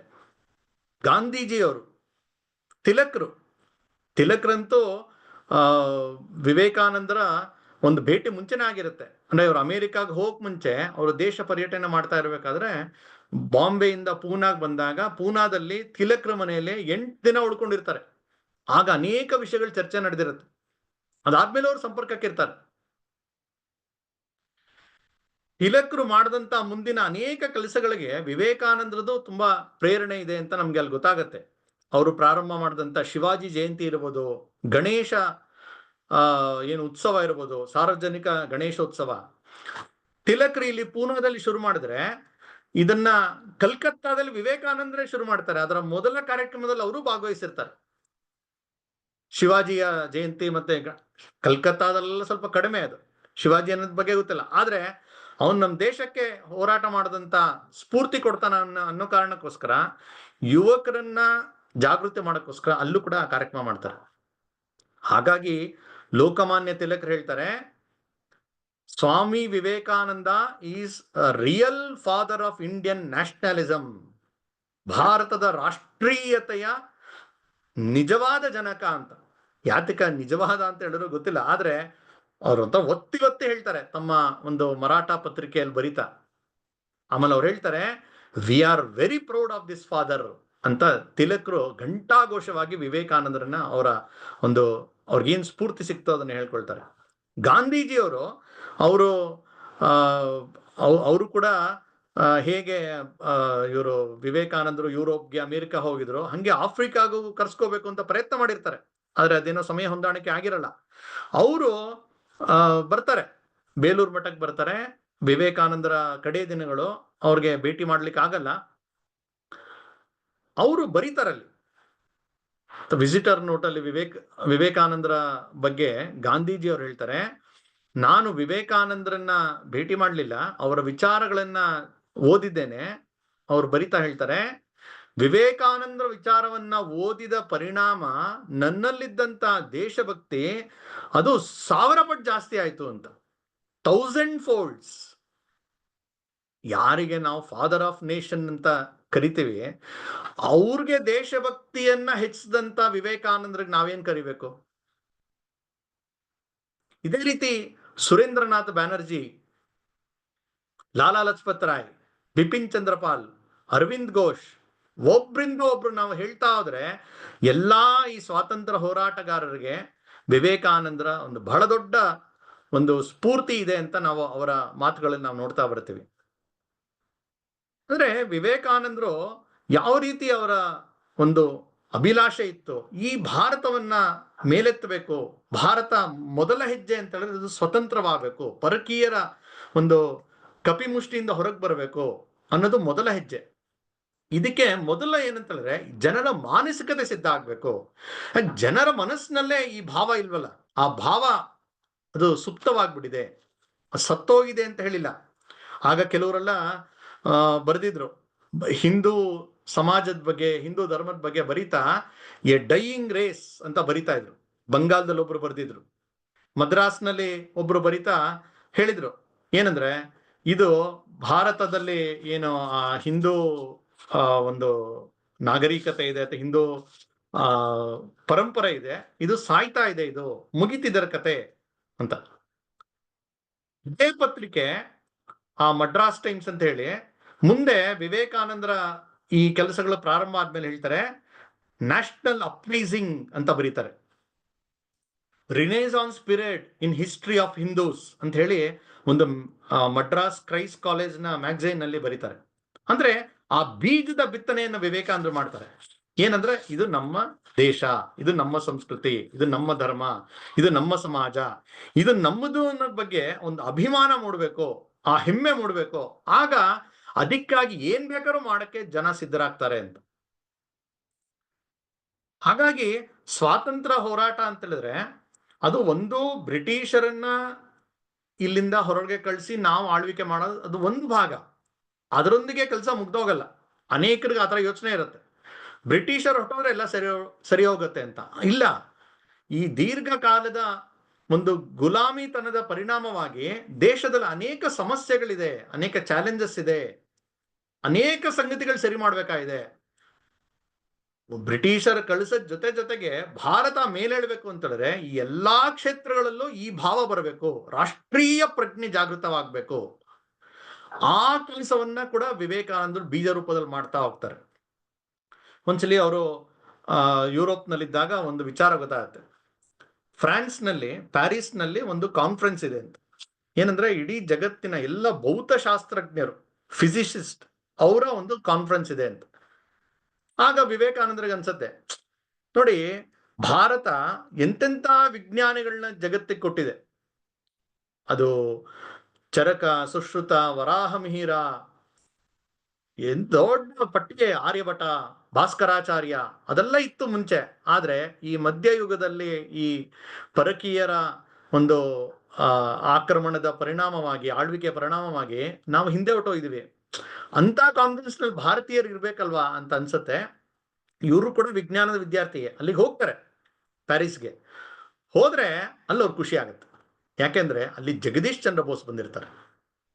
ಅವ್ರ ಜೊತೆ ಭೇಟಿಯಾಗಿ ಅವ್ರು ಹೇಳ್ತಾರೆ, ನೀವು ಭಾರತದ ಕೀರ್ತಿಯನ್ನ ಖಂಡಿತ ಬೆಳಗ್ತಾ ಇರ್ತಕ್ಕಂಥ ಕೆಲಸ ಮಾಡ್ತೀರಾ, ನೀವು ಬೆಳಗುವಂತ ಕೆಲಸ ಮಾಡ್ತೀರಾ ಅಂತ ಹೇಳಿ ಅವ್ರಿಗೆ ಬೆಂತಟ್ತಾರೆ. ವಿವೇಕಾನಂದರ ಸಮಕಾಲೀನರು ಆಚಾರ್ಯ ಜಗದೀಶ್ ಚಂದ್ರ ಬೋಸ್. ಅವ್ರಿಗೆ, ಅವರು ಇಲ್ಲಿ ಓದಿದ್ರು, ಅದಾದ್ಮೇಲೆ ಅಲ್ಲಿ ಇಂಗ್ಲೆಂಡ್ನಲ್ಲಿ ಓದ್ತಾರೆ. ಓದದ್ಮೇಲೆ ಅಲ್ಲಿನ ಒಂದು ದೊಡ್ಡ ಸ್ಥಾನವನ್ನ ಅವರು ಕೊಡ್ತೀವಿ ಅಂತ ಕರೀತಾರೆ, ಕೇಂಬ್ರಿಡ್ಜ್ ಯೂನಿವರ್ಸಿಟಿಯಲ್ಲಿ. ಆದ್ರೆ ಇವರು ಅಲ್ಲಿಗೆ ಒಪ್ಪಲ್ಲ. ಅವರು ರವೀಂದ್ರನಾಥ್ ಟ್ಯಾಗೋರ್ಗೆ ಬರೆದಂತ ಪತ್ರದಲ್ಲಿ ಹೇಳ್ತಾರೆ, ನನಗೆ ಇಲ್ಲಿ ಬಹಳ ದೊಡ್ಡ ಸ್ಥಾನ, ಆ ಸ್ಥಾನ ಯಾರು ಆ ಸ್ಥಾನದಲ್ಲಿ ಹಿಂದೆ ಇದ್ರು ಅಂದ್ರೆ ತುಂಬಾ ಹಿಂದೆ ನ್ಯೂಟನ್ ಇದ್ದಂತ ಚೇರ್ ಅದು, ಅಂತಹ ಒಂದು ಸ್ಥಾನ ಕೊಟ್ಟರು ಕೂಡ ನಾನು ಬೇಡ ಅಂತ ಹೇಳಿನಿ, ನಾನು ವಾಪಸ್ ಭಾರತಕ್ಕೆ ಬರ್ತೀನಿ. ಭಾರತದಲ್ಲಿ ಎಲ್ಲ ಅನಾನುಕೂಲಗಳಿದೆ, ತೊಂದರೆಗಳಿದೆ, ಆರ್ಥಿಕ ಪರಿಸ್ಥಿತಿ ಚೆನ್ನಾಗಿಲ್ಲ, ಪ್ರೋತ್ಸಾಹ ಸಿಗಲ್ಲ. ಆದರೂ ನಾ ಭಾರತದಲ್ಲೇ ಬಂದು ವಿಜ್ಞಾನ ಕ್ಷೇತ್ರದಲ್ಲಿ ಕೆಲಸ ಮಾಡ್ತೀನಿ ಅಂತ ಹೇಳ್ತಾ ಜಗದೀಶ್ ಚಂದ್ರ ಬೋಸ್ ಹೇಳ್ತಾರೆ, ಸ್ವಾತಂತ್ರ್ಯ ಹೋರಾಟಕ್ಕಾಗಿ ನನ್ನ ಕ್ಷೇತ್ರ ವಿಜ್ಞಾನ ಅಂತ ಹೇಳ್ತಾರೆ. ನೋಡಿ, ವಿವೇಕಾನಂದರ ಒಂದು ಸ್ಪರ್ಶಮಣಿ ಇದ್ದಂಗೆ ಅವ್ರ ಸಂಪರ್ಕಕ್ಕೆ ಬಂದವರೆಲ್ಲ ಈ ರೀತಿ ತಯಾರಾಗ್ತಾ ಹೋಗ್ತಾರೆ. ಅದೇ ರೀತಿ ಪ್ರಫುಲ್ಲ ಚಂದ್ರ ರೇ, ಅವರು ಭಾರತದ ಮೊದಲ ಕೆಮಿಕಲ್ ಫ್ಯಾಕ್ಟರಿ ಸ್ಥಾಪನೆ ಮಾಡ್ತಾರೆ, ಬೆಂಗಾಲ್ ಕೆಮಿಕಲ್ ಫ್ಯಾಕ್ಟರಿ ಅಂತ ಹೇಳಿ. ಹೀಗೆ ವಿಜ್ಞಾನ ಕ್ಷೇತ್ರ ಇರ್ಬೋದು, ಬರೀ ಹೋರಾಟ ಅಷ್ಟೇ ಅಲ್ಲ, ಎಲ್ಲ ಕ್ಷೇತ್ರದಲ್ಲೂ ನಾವು ಸಿದ್ಧ ಆಗ್ಬೇಕು ಅಂತ. ಇವರು 2ನೇ ಬಾರಿ ವಿದೇಶಕ್ಕೆ ಹೋಗ್ಬೇಕಾದ್ರೆ ಜಮ್ಶೆಡ್ಜಿ ಟಾಟಾ ಇವರ ಜೊತೆಗೆ ಹಡಗ್ನಲ್ಲಿ ಪ್ರಯಾಣ ಮಾಡ್ತಾರೆ. ಯಾಕೆ ಹೋಗ್ತಾ ಇದ್ರ, ಏನು ವಿಷಯ ಅಂತ ಕೇಳಿದಾಗ ಅವ್ರು ಹೇಳ್ತಾರೆ, ಇಲ್ಲ, ಇಂಗ್ಲೆಂಡ್ಗೆ ಹೋಗಿ ಒಂದಷ್ಟು ತಂತ್ರಜ್ಞಾನ ತಂದು ನಾನು ಸ್ಟೀಲ್ ಮ್ಯಾನುಫ್ಯಾಕ್ಚರಿಂಗ್ ಮಾಡಬೇಕು ಭಾರತದಲ್ಲಿ ಅಂತ ಹೇಳ್ತಾರೆ. ಆಗ ವಿವೇಕಾನಂದ್ರ ಹೇಳ್ತಾರೆ, ನೀವು ವಿದೇಶಕ್ಕೆ ಹೋಗಿ ಯಾರೋ ತಂತ್ರಜ್ಞರನ್ನ, ವಿಜ್ಞಾನಿಗಳನ್ನ ತರಕ್ ಹೋಗ್ತಾ ಇರಲ್ಲ, ಭಾರತದಲ್ಲೇ ಯಾಕೆ ತಯಾರು ಮಾಡಬಾರ್ದು, ಇದಕ್ಕೆ ನೀವೇನಾದ್ರು ಮಾಡಿ ಅಂತ ಹೇಳಿ ಅವ್ರ ಜೊತೆ ಸಾಕಷ್ಟು ದೀರ್ಘವಾಗಿ ಚರ್ಚೆ ಮಾಡ್ತಾರೆ. ಮುಂದೆ ಪತ್ರ ವ್ಯವಹಾರಗಳು ಆಗತ್ತೆ. ಅವ್ರು ಎಷ್ಟು ಪ್ರಭಾವಿತರಾಗ್ತಾರೆ ಅಂತ ಹೇಳಿದ್ರೆ, ಜಮ್ಶೆಡ್ಜಿ ಟಾಟಾ ತಮ್ಮ ಆಸ್ತಿಯ, ಅವ್ರಿಗಿಬ್ರು ಮಕ್ಳಿರ್ತಾರೆ, ಆಸ್ತಿಯ ಒಂದು 3 ಪಾಲ್ ಮಾಡಿ 2 ಮಕ್ಳಿಗೆ ಆ 3ನೇ ಒಂದು ಭಾಗವನ್ನ ಈ ರೀತಿ ಒಂದು ಇನ್ಸ್ಟಿಟ್ಯೂಟ್ ಮಾಡಕ್ಕೆ ಅಂತೇಳಿ ಅವ್ರು ನಿಶ್ಚಯ ಮಾಡ್ತಾರೆ. ಅಂದ್ರೆ ಅವಾಗ ನಮ್ಮಲ್ಲಿ ಏನೂ ಅನುಕೂಲ ಇರಲಿಲ್ಲ ಅನ್ನಕ್ಕೆ. ನೋಡಿ, ಅದನ್ನ ಮಾಡ್ಬೇಕು ಅಂತ ಹೇಳಿದ್ರೆ ಅದಕ್ಕೆ ಬ್ರಿಟಿಷರ ಹತ್ರ ಪರ್ಮಿಷನ್ ತಗೋಬೇಕಾಗತ್ತೆ. ಅವ್ರು ಇಂಗ್ಲೆಂಡಿಂದ ಬಂದು ಒಬ್ರು ಸರ್ವೆ ಮಾಡಕ್ ಬರ್ತಾರೆ, ಒಬ್ಬ ವಿಜ್ಞಾನಿ. ಅವ್ರು ಬಂದು ಎಲ್ಲಿ ಸೂಕ್ತವಾದ ಜಾಗ ಅಂತ. ಆಗ ತಕ್ಷಣ ನಮಗೆ ಕಣ್ಮುಂದೆ ಬರ್ತಾ ಇದ್ದಂತ ಜಾಗ ಅಂದ್ರೆ ಕಲ್ಕತ್ತಾ, ದಿಲ್ಲಿ, ಮುಂಬೈ, ಮದ್ರಾಸ್, ಈ 4. ಆದ್ರೆ ಅಲ್ಲಿ ಎಲ್ಲೂ ಎಲೆಕ್ಟ್ರಿಸಿಟಿ ಇರಲ್ಲ. ಎಲೆಕ್ಟ್ರಿಸಿಟಿ ಅವಾಗ ಇದ್ದಿದ್ದು ಬೆಂಗಳೂರಲ್ಲಿ ಮಾತ್ರ. ಅದ್ರ ಜೊತೆಗೆ ವಿವೇಕಾನಂದರು ಮೈಸೂರು ಮಹಾರಾಜರಿಗೆ ಇಲ್ಲಿ ಮೈಸೂರಿನಲ್ಲಿ ಭೇಟಿಯಾದಾಗ, ನೀವು ಈ ತರ ಭಾರತದಲ್ಲಿ ಶಿಕ್ಷಣ ವ್ಯವಸ್ಥೆ ಅದು ಸುಧಾರಿಸ್ಲಿಕ್ಕೆ ನೀವು ಪ್ರಯತ್ನ ಮಾಡೋಕು, ಸಹಾಯ ಮಾಡೋಕು ಅಂತ ಅವ್ರು ಹೇಳಿಟ್ಟಿರ್ತಾರೆ. ಅವ್ರಿಗೂ ಪತ್ರ ಬರೀತಾರೆ. ಕಡೆಗೆ ಬೆಂಗಳೂರಿನಲ್ಲಿ ಮಾಡ್ಬೇಕು ಅಂತ ನಿಶ್ಚಯ ಆಗತ್ತೆ. ಬೆಂಗಳೂರಿನ ಟಾಟಾ ಇನ್ಸ್ಟಿಟ್ಯೂಟ್ ಇವತ್ತೇನು ತಲೆ ಎತ್ತಿದೆ, ಇದಕ್ಕೆ ಕಾರಣ ವಿವೇಕಾನಂದರು. ಇವತ್ತಿಗೂ ಅಲ್ಲಿಗೆ IISc, ಇಂಡಿಯನ್ ಇನ್ಸ್ಟಿಟ್ಯೂಟ್ ಆಫ್ ಸೈನ್ಸ್ಗೆ ಹೋದ್ರೆ ಈ ವಿಷಯವನ್ನ ಹಾಕಿದಾರಲ್ಲ. ಹೇಗೆ ವಿವೇಕಾನಂದರ ಒಂದು ಪ್ರೇರಣೆಯಿಂದ ಇದು ಪ್ರಾರಂಭ ಆಯಿತು ಅಂತ. 440 ಜಾಗವನ್ನ ಮೈಸೂರು ಮಹಾರಾಜರು ಕೊಡ್ತಾರೆ. ಎಲೆಕ್ಟ್ರಿಸಿಟಿ ಎಲ್ಲೂ ಇರಲಿಲ್ಲ, ಇಡೀ ದೇಶದಲ್ಲಿ, ಏಷ್ಯಾದಲ್ಲೇ ಎಲ್ಲೂ ಇರಲಿಲ್ಲ, ಬೆಂಗಳೂರಿನಲ್ಲಿ ಬಂದಿತ್ತು. ಯಾಕೆ ಅಂತ ಹೇಳಿದ್ರೆ ಇಲ್ಲಿ ಎಲೆಕ್ಟ್ರಿಸಿಟಿ ಉತ್ಪಾದನೆ ಮಾಡಿ ಶಿವನ ಸಮುದ್ರದಲ್ಲಿ ಕೋಲಾರ್ ಗೋಲ್ಡ್ ಫೀಲ್ಡ್ಸ್ KGFಗೆ ಕೊಡಬೇಕು ಅಂತ ಹೇಳಿ ಆ ಯೋಜನೆ ಆಗಿರುತ್ತೆ. ಆಗ ಆವಾಗಿನ ಇವರು ದಿವಾನ್ ಆಗಿದ್ದಂತ ಮತ್ತು ಇಂಜಿನಿಯರ್ ವಿಶ್ವೇಶ್ವರಯ್ಯನವರು ಒಂದು ಲೈನ್ ಬೆಂಗಳೂರಿಗೆ ಇಳಿಸಿರ್ತಾರೆ. ಹಾಗಾಗಿ IISc ಬೆಂಗಳೂರು ಪ್ರಾರಂಭ ಆಗುತ್ತೆ. ಹೀಗೆ ಅನೇಕ ಕ್ಷೇತ್ರದಲ್ಲಿ ಬೀಜ ರೂಪದಲ್ಲಿ ಕೆಲಸ ಮಾಡಿದೆ. ಸ್ತ್ರೀಗಳಿಗೆ ಶಿಕ್ಷಣ ಸಿಗಬೇಕು, ಯಾಕಂದ್ರೆ ವಿವೇಕಾನಂದ ಹೇಳ್ತಾರೆ, ಸ್ತ್ರೀಯರಿಗೆ ಶಿಕ್ಷಣ ಕೊಡಿ, ಮುಂದಿನ ಏನ್ ಸುಧಾರಣೆ ಮಾಡೋಕು ಅಂತ ಅವರೇ ನಿಶ್ಚಯ ಮಾಡ್ತಾರೆ. ಸಮಾಜ ತಯಾರಿರಲ್ಲ. ಇವರ ಶಿಷ್ಯೆ ನಿವೇದಿತಾ ಅವರು ಶುರು ಮಾಡಿದಾಗ ಒಂದು ಶಾಲೆ ಶುರು ಮಾಡ್ತಾರೆ ಹೆಣ್ಮಕ್ಳಿಗಾಗಿ, ಯಾರು ಕಳ್ಸೋದೇ ಇಲ್ಲ. ಆಮೇಲೆ ವಿವೇಕಾನಂದರು ಎಲ್ಲರನ್ನು ಸೇರಿಸಿ ಒಂದು ಬೈಠಕ್ ಮಾಡಿ ಇದ್ರ ಬಗ್ಗೆ ತಿಳಿಸ್ಕೊಟ್ಟಾಗ ಆಮೇಲೆ ಕಳ್ಸ್ಕೊಡಕ್ ಶುರು ಮಾಡ್ತಾರೆ ಒಂದಷ್ಟು ಜನ. ಜಗದೀಶ್ ಚಂದ್ರ ಬೋಸ್ ಅವರ ಹೆಂಡತಿ ಅಬಲಾ ಬೋಸ್ ಇಲ್ಲಿ ಅವರು ಪಾಠ ಮಾಡ್ತಾ ಇರ್ತಾರೆ. ಹೀಗೆ ಶಿಕ್ಷಣ ಕ್ಷೇತ್ರ ಇರ್ಬೋದು, ಎಲ್ಲ ಕ್ಷೇತ್ರದಲ್ಲಿ, ವಿಜ್ಞಾನ ಕ್ಷೇತ್ರ ಇರ್ಬೋದು, ಸಾಹಿತ್ಯ ಕ್ಷೇತ್ರ, ಯಾಕಂದ್ರೆ ಎಲ್ಲಾ ಕ್ಷೇತ್ರದಲ್ಲೂ ಈ ರಾಷ್ಟ್ರೀಯತೆ ಅನ್ನೋದು ಪ್ರತಿಬಿಂಬಿಸ್ಬೇಕು ಅನ್ನೋದು ವಿವೇಕಾನಂದರ ಒಂದು ಪ್ರಬಲ ಇಚ್ಛೆ ಆಗಿರುತ್ತೆ. ಅವರು ರವೀಂದ್ರನಾಥ್ ಟ್ಯಾಗೋರ್ಗೆ ಹೇಳಿ ಶಿವಾಜಿಯ ಬಗ್ಗೆ ಒಂದು ಕವನವನ್ನ ಬರೆಸ್ತಾರೆ, ತುಂಬಾ ಸುಂದರವಾದ ಕವನ. ಇವರ ಪ್ರೇರಣೆಯಿಂದ ಶರತ್ ಚಂದ್ರ ಚಟರ್ಜಿ ಮುಂದೆ ಅನೇಕ ಕಾದಂಬರಿಗಳಲ್ಲಿ ಈ ತರ ವಿಚಾರ ಇಟ್ಕೊಂಡು ಬರಿತಾ ಶುರು ಮಾಡ್ತಾರೆ. ಇವರು ಹೋದಲ್ಲೆಡೆ ಎಲ್ಲ ಯುವಕರಿಗೆ ಆನಂದ ಮಠ ಓದಿ ಅಂತ ಹೇಳ್ತಾ ಇರ್ತಾರೆ. ಆನಂದ ಮಠ ಬಂಕಿಂ ಚಂದ್ರ ಚಟರ್ಜಿ ಬರೆದಿರುವ ಒಂದು ಕಾದಂಬರಿ. ಅದ್ರಲ್ಲಿ ಏನು ವಸ್ತು ಅಂದ್ರೆ, ಒಂದಷ್ಟು ಸನ್ಯಾಸಿಗಳ ಮೇಲೆ ದಬ್ಬಾಳಿಕೆ ನಡೆದಾಗ ಅದರ ವಿರುದ್ಧ ಅವರು ಸಿಡಿದೇಳ್ತಾರೆ, ಸನ್ಯಾಸಿಗಳ ಆಂದೋಲನ, ಆ ಕತೆ. ಆನಂದ ಮಠ ಪುಸ್ತಕದಲ್ಲೇ ಒಂದೇ ಮಾತರಂ ಬರುತ್ತೆ. ಅಲ್ಲೊಬ್ಬ ಸನ್ಯಾಸಿ ಅದನ್ನ ಹಾಡ್ತಾನೆ. ಆ ಒಂದೇ ಮಾತರಂ ಗೀತೆ ಮೊದಲು ಬಂದಿರೋದು ಆನಂದ ಮಠದಲ್ಲೇ. ವಿವೇಕಾನಂದರು ಎಲ್ಲ ಯುವಕರಿಗೆ ಈ ಪುಸ್ತಕ ಓದಿ ಅಂತ ಹೇಳಿ ಆಗ್ರಹ ಪಡಿಸ್ತಾ ಇರ್ತಾರೆ. ಇದನ್ನ ಹೇಮಚಂದ್ರ ಘೋಷ್ ಕೂಡ ತಮ್ಮ ಒಂದು ಪುಸ್ತಕದಲ್ಲಿ ಹೇಳ್ಕೊಂಡಿದ್ದಾರೆ. ನೋಡಿ ಅದರ ವಿಸ್ತಾರ ಹೇಗಿತ್ತು ಅಂತಂದ್ರೆ, ಕರ್ನಾಟಕ ಎಲ್ಲಿದೆ, ಬಂಗಾಲಲ್ಲಿದೆ, ಇಲ್ಲಿದ್ದಂತ ಕುವೆಂಪು ಅವರ ಮನಸ್ಸಿನ ಮೇಲೆ ವಿವೇಕಾನಂದರ ಪ್ರಭಾವವಿರುತ್ತೆ. ವಿವೇಕಾನಂದರು ಬರೆದಂತ ಸಾಂಗ್ ಆಫ್ ಸನ್ಯಾಸಿ ಅನ್ನುವ ಒಂದು ಹಾಡನ್ನ, ಅದನ್ನ ಕನ್ನಡಕ್ಕೆ ಉತ್ಕೃಷ್ಟವಾಗಿ ಕುವೆಂಪು ಅವರು ಅನುವಾದ ಮಾಡಿದ್ದಾರೆ. ಯಾವಾಗ 20ರ ದಶಕದಲ್ಲಿ, ಪ್ರಾಯಶಃ 1926-27 ಅನುವಾದ ಮಾಡ್ಯಾರ, ಒಂದು 100 ವರ್ಷದ ಕೆಳಗೆ.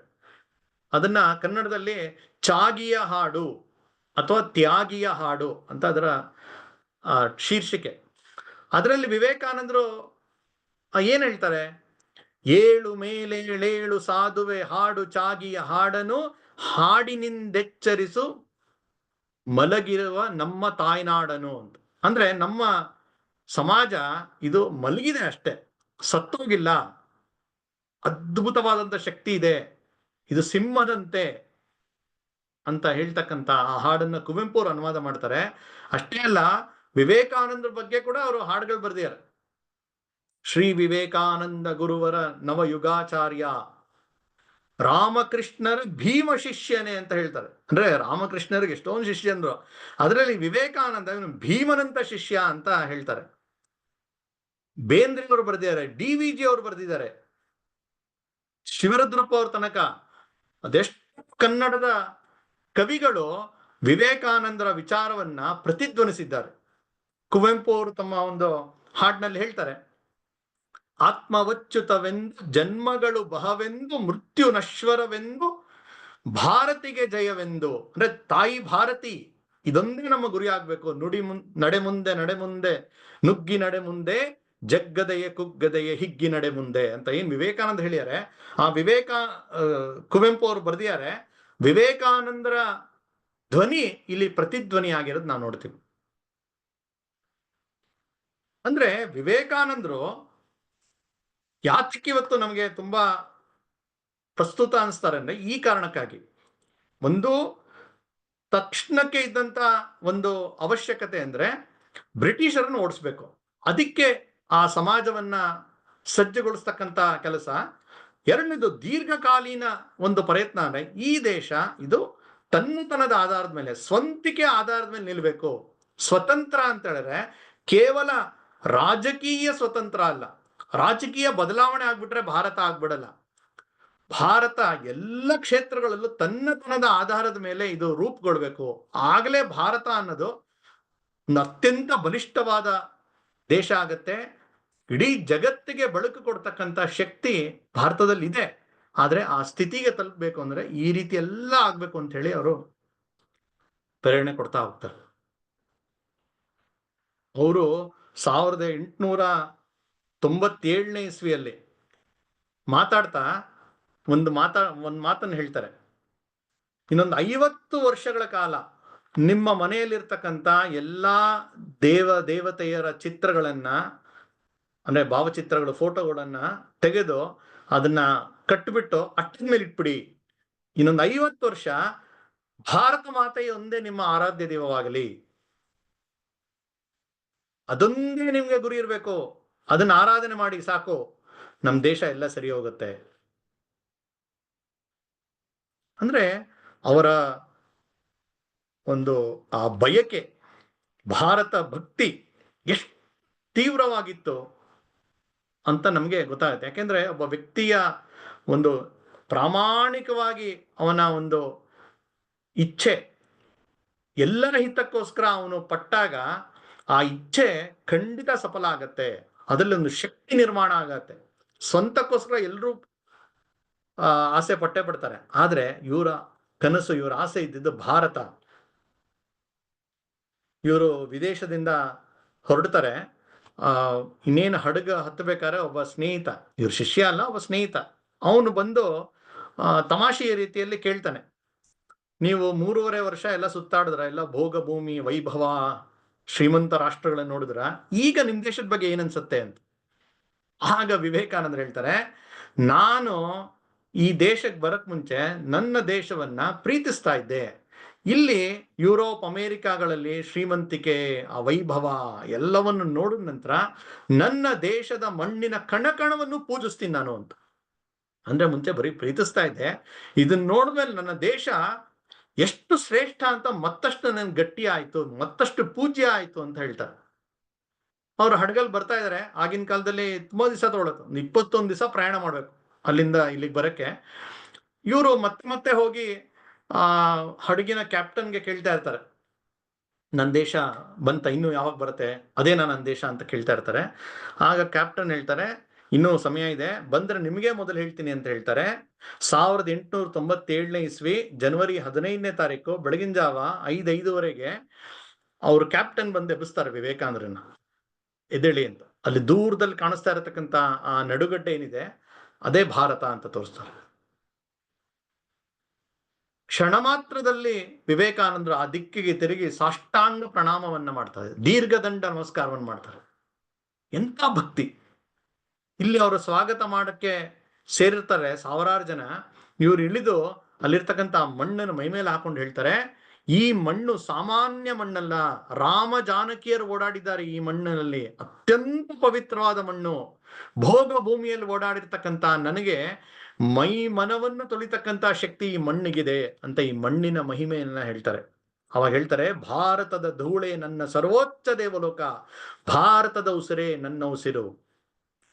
ಸೋದರಿ ನಿವೇದಿತಾ ಇದನ್ನೇ ಒಂದ್ ಕಡೆ ಮಾತಾಡ್ತಾ ಹೇಳ್ತಾರೆ. ವಿವೇಕಾನಂದರ ಬಗ್ಗೆ ತುಂಬಾ ಹತ್ತಿರದಿಂದ ನೋಡಿದಂತ ನಿವೇದಿತಾ ಹೇಳ್ತಾರೆ, ಸ್ವಾಮೀಜಿಗೆ ಹೇಗೆ ಅಂದ್ರೆ ಅವ್ರ ಉಸಿರಾಟವೇ ಭಾರತ. ಅವರು ಉಸಿರು ತಗೊಂಡ್ರೆ, ಉಸಿರು ಬಿಟ್ರೆ ಭಾರತ ಭಾರತ ಭಾರತ ಭಾರತ, ಇದ್ಬಿಟ್ರೆ ಬೇರೆ ಏನೂ ಇಲ್ಲ. ಅಮೆರಿಕಾದಲ್ಲಿ ಒಬ್ರು ಕೇಳ್ತಾರೆ, ನಿಮ್ಮಿಂದ ತುಂಬಾ ಪ್ರಭಾವಿತರಾಗಿದ್ದೀವಿ, how best can I help you ಅಂತ. ಒಬ್ರು ಜೋಸೆಫೈನ್ ಮೆಕ್ಲಿಯಾರ್ಡ್ ಅಂತ ಅವ್ರು ಕೇಳ್ತಾರೆ, ಇವರು ತುಂಬಾ ಕಷ್ಟದಲ್ಲಿ ಬಂದಿದ್ದಾರೆ, ಆರ್ಥಿಕ ಸ್ಥಿತಿ ಚೆನ್ನಾಗಿಲ್ಲ. ಯಾರೋ ಈ ತರ ಕೇಳಿದ್ರೆ ತಕ್ಷಣ ಒಂದು 1,00,000 ಡೊನೇಷನ್ ಕೊಡಿ ಅನ್ನೋದು ಬರ್ಕೊಟ್ಬಿಡ್ತಾರೆ ಚೆಕ್, ಅಥವಾ ಇನ್ನೇನೋ ಕೇಳ್ಬೋದು. ಅವರು ಕೇಳ್ತಾರೆ Josephine MacLeod, how best can I help you ಅಂತ. ಕ್ಷಣದಲ್ಲಿ ವಿವೇಕಾನಂದ ಉತ್ತರ ಕೊಡ್ತಾರೆ, ಲವ್ ಇಂಡಿಯಾ ಅಂತ. ನನಗೇನಾದ್ರು ಸಹಾಯ ಮಾಡಕ ಭಾರತವನ್ನು ಪ್ರೀತಿಸು. ಅದಕ್ಕೆ ಅಲ್ವಾ ಇವರೆಲ್ಲೋ ಇಂಗ್ಲೆಂಡ್ಗೆ ಹೋದಾಗ ಐರಿಷ್ ಮಹಿಳೆ ಮಾರ್ಗರೆಟ್ ನೋಬಲ್ ವಿವೇಕಾನಂದ ಪ್ರಭಾವಿತಲಾಗಿ ಭಾರತಕ್ಕೆ ಬಂದು ಸರ್ವಸ್ವವನ್ನು ಭಾರತಕ್ಕೆ ನಿವೇದನೆ ಮಾಡ್ಕೊಳ್ತಾಳೆ. ಹಾಗಾಗಿ ಅವಳಿಗೆ ಹೆಸರೇ ನಿವೇದಿತಾ ಅಂತ. ಅವರು ಡಾರ್ಜಿಲಿಂಗ್ ನಲ್ಲಿ ಅವರ ತಮ್ಮ ಕಡೆ ಉಸಿರನ್ನ ಎಳೆದಿದ್ದು, ಅಲ್ಲಿ ಅವರ ಸಮಾಧಿ ಇದೆ. ಅವರು ಕಡೆ ಕ್ಷಣಗಳಲ್ಲಿ ಅವ್ರ ಜೊತೆ ಜಗದೀಶ್ ಚಂದ್ರ ಬೋಸ್ ಅವರ ಹೆಂಡತಿ ಅಬಲಾ ಬೋಸ್ ಇರ್ತಾರೆ. ಅಬಲಾ ಬೋಸ್ ಅವರ ತೊಡೆ ಮೇಲೆ ಕೂತ್ಕೊಂಡೇ ಸೋದರಿ ನಿವೇತಾ ಪ್ರಾಣ ಬಿಟ್ಟಿದ್ದು. ಅಲ್ಲಿ ಅವರ ಸಮಾಧಿಯ ಮುಂದೆ ಬರೆದಿದ್ದಾರೆ. ಇಲ್ಲಿ ಒಬ್ಬಳ ಒಂದು ಇದಿದೆ, ಸಮಾಧಿ ಇದೆ. ಯಾರು ಅಂದ್ರೆ the one who gave her everything to India ಅಂತ. ತನ್ನ ಸರ್ವಸ್ವವನ್ನು ಭಾರತಕ್ಕೆ ಕೊಟ್ಟಂತವಳ ಸಮಾಧಿ ಇದು ಅಂತ ಒಂದೇ ವಾಕ್ಯದಲ್ಲಿ ಎಪಿಟೋಮ್ ಅಂತ ಹೇಳ್ತಾರೆ. ಹೀಗೆ ಸ್ವಾಮಿ ವಿವೇಕಾನಂದರು ನಮ್ಮ ಏನು ಸ್ವಾತಂತ್ರ್ಯ ಹೋರಾಟದ ಒಂದು ಘಟ್ಟದಲ್ಲಿ 19ನೇ ಶತಮಾನದ ಅಂತ್ಯಭಾಗದಲ್ಲಿ ಬಂದು ಈ ಸ್ವಾತಂತ್ರ್ಯ ಹೋರಾಟ ಇದೇನು ಅದಕ್ಕೆ ಒಂದು ಬೇಕಾದಂತಹ ಒಂದು ಭೂಮಿಕೆಯನ್ನು ತಯಾರು ಮಾಡಿ ಸಿದ್ಧಗೊಳಿಸಿ ಈ ದೇಶದ ಒಂದು ಚರಿತ್ರೆಗೆ ಒಂದು ತಿರುವು ಕೊಡ್ತಕ್ಕಂಥ ಕೆಲಸವನ್ನು ಮಾಡ್ತಾರೆ. ಅವ್ರು ಬದುಕಿದ್ದೆಷ್ಟು? ಕೇವಲ 39 ವರ್ಷ 5 ತಿಂಗಳು 24 ದಿನ.